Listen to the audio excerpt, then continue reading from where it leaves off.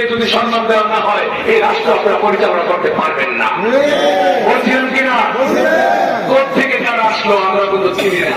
আবারও স্মরণ করে দেওয়া যায়, কোথেকে ছাত্ররা আসলো, কিভাবে মানুষ ঘুরাবে, কিভাবে এই ছাত্ররা তাদেরকে এইভাবে তারা যেভাবে ছাত্ররা যেভাবে সরকার হটায় দিল।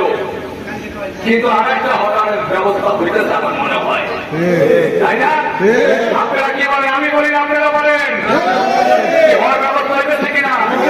সবাই চাকের পর থেকে সবাই চাকের পরে পতাকা ধরে থাকেন, আপনাদের নিরাপত্তা আল্লাহ দিবে, আপনাদের নিরাপত্তা রাসূলুল্লাহ দিবে, আপনাদের নিরাপত্তা 360 জন ওলি আল্লাহ দিবে। সেখানে বিশ্বজিৎ খাজা বাবা ফরিদপুরে থাকবেন, আমার নেতা চাকের পরে মহামান্য চেয়ারম্যান আপনাদের নিরাপত্তা দিবে, আপনাদের চাকের পরে পতাকা বক্তব্য হন। তাই আমি আমার বক্তব্য এখানে শেষ করছি।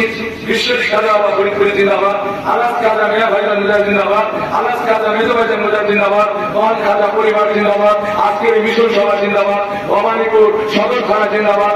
আপনারা যে এসেছেন প্রত্যেকটা লোকের দয়া কামনা করে আমি আমার বক্তব্য শেষ করছি। আসসালামু আলাইকুম।